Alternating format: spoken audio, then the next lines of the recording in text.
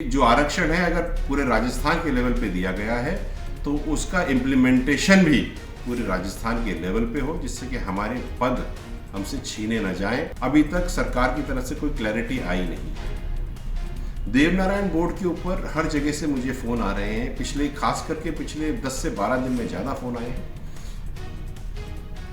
पहली बिंदु इस बात पे आए फ़ोन कि जो स्कॉलरशिप्स मिलनी हैं वो पोर्टल से ओबीसी का सर्टिफिकेट होने की वजह से, एसबीसी एमबीसी हटने की वजह से वो स्कॉलरशिप्स एग्जीक्यूट नहीं हो पा रही। इसके अलावा ये भी कंप्लेंट्स आई हैं हमारे पास कि जो टीचर्स हैं, जो गर्ल्स हॉस्टल्स हैं, वहाँ पे वार्डन्स नहीं है, टीचर्स पूरे नहीं हैं, और कोई कह भी रहा था आज सुबह ही कि जो एडमिशन्स होने थे वो अभी तक हुए नहीं हैं, तो इसके ऊपर भी काम चल रहा है। ये इश्यूज़ हैं जो हमारे पास हैं। मेरे को रोज़ फ़ोन आते हैं, हर जगह से फ़ोन आते हैं, पूरे राजस्थान से फ़ोन आते हैं ये पूछने के लिए कि स्थिति क्या है और गुर्जर आरक्षण संघर्ष समिति के पास आज की तारीख में जो मुद्दे हैं उनको हम कैसे आगे बढ़ा रहे हैं। तो सबसे पहले मैं आपको ये बताना चाहता हूँ कि कुछ दिन पहले अखबार में और टीवी में आया था कि हमारे 42 केस ख़त्म हो गए हैं। तो जब मैं संबंधित अधिकारियों से मिला तो इन केसों की लिस्ट हमारे पास मिल नहीं पाई।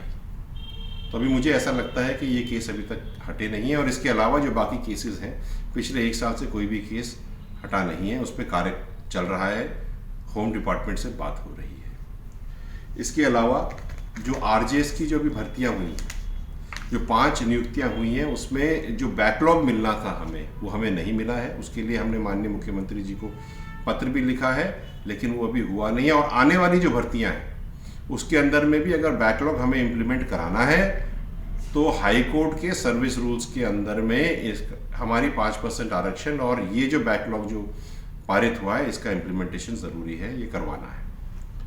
372, 233 और पशु चिकित्सक भर्ती, ये भर्तियों के ऊपर डिटेल अभी पेंडिंग है सरकार से, उस पर बात चल रही है। एक रोस्टर प्रणाली अपनी है जिसमें क्या होता है कि जो भी भर्तियां होती हैं वो रोस्टर प्रणाली के तहत होती हैं। इसका मतलब ये है कि 5% आरक्षण जो हमें मिलता है वो पूरे राजस्थान लेवल पे मिलता है, लेकिन जब भर्तियां मिलती हैं तो वो तहसील डिस्ट्रिक्ट में बढ़ जाती हैं। 20 पद पर 1 पद अपने को मिलता है, लेकिन जब वो तहसीलों में चले जाते हैं तो अगर पद 20 से कम होते, कहीं पे 18 कहीं पे 20, तो हमें वो आरक्षण नहीं मिल पाता। तो एक तरह से हमें आरक्षण मिल भी गया और नहीं भी मिला।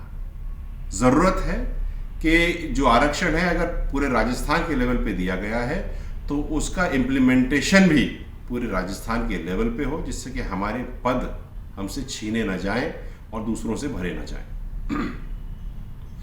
एक डीएनटी सर्टिफिकेट अपना पेंडिंग है, ये बात हमने रखी है। डीएनटी सर्टिफिकेट अगर हमको मिलने लग जाएगा हमारी 5 जातियों को, एमबीसी की को, तो जो सीड की जो स्कीम्स हैं वो हमें मिलने लग जाएंगी। बहुत सारी स्कीम्स हैं, विदेश में पढ़ने के लिए बच्चों को पैसे मिलेंगे। 1252 की जो इशू थी जिसमें करीब 350 कुछ ऐसे लोग हैं अपने जो सरकार में अभी काम कर रहे हैं, लेकिन उनके प्रमोशंस अभी नहीं हो रहे हैं। इसके लिए भी चर्चा चल रही है, बात चल रही है, कार्य चल रहा है। अभी तक सरकार की तरफ से कोई क्लैरिटी आई नहीं है। देवनारायण बोर्ड के ऊपर हर जगह से मुझे फ़ोन आ रहे हैं, खास करके पिछले 10 से 12 दिन में ज़्यादा फ़ोन आए हैं। पहली बिंदु इस बात पे आए फ़ोन कि जो स्कॉलरशिप्स मिलनी हैं वो पोर्टल से ओबीसी का सर्टिफिकेट होने की वजह से, एसबीसी एमबीसी हटने की वजह से वो स्कॉलरशिप्स एग्जीक्यूट नहीं हो पा रही हैं। इसके अलावा ये भी कंप्लेंट्स आई हैं हमारे पास कि जो टीचर्स हैं, जो गर्ल्स हॉस्टल्स हैं, वहाँ पे वार्डन्स नहीं है, टीचर्स पूरे नहीं हैं, और कोई कह भी रहा था आज सुबह ही कि जो एडमिशन्स होने थे वो अभी तक हुए नहीं हैं, तो इसके ऊपर भी काम चल रहा है। ये इश्यूज़ हैं जो हमारे पास हैं। मैं आप सबसे ये कहना चाहता हूँ कि इसके अलावा एक बहुत बड़ा मुद्दा जो है वो है नवीं अनुसूची का।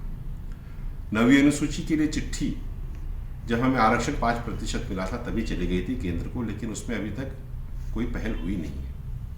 मैं और हम सब के सब मिल करके अब आप सबके बीच में आएंगे, अपन सब बैठ के चर्चा करेंगे कि आगे करना क्या है। एक एक गांव जाएंगे, हर एक व्यक्ति से मिलेंगे, पटेलों से मिलेंगे, युवाओं से मिलेंगे, आपकी बात सुनेंगे, आप जो कहोगे वो करेंगे, मिल करके इसको करेंगे। नवीं अनुसूची तो अपने को चाहिए साहब, क्योंकि अगर नवीं अनुसूची में अगर अपना आरक्षण नहीं डला तो कुछ भी हो सकता है।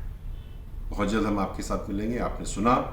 अच्छा, एक बात और मैं बताऊं कि कर्नल साहब का जो फ़ोन था फ़ोन नंबर जो है, अगर आपको ध्यान नहीं हो तो 96-102-073-63, ये नंबर कर्नल साहब का मेरे पास है, आप उस पर फ़ोन करिए, अपन बात करेंगे और इस चीज़ को आगे बढ़ाएंगे।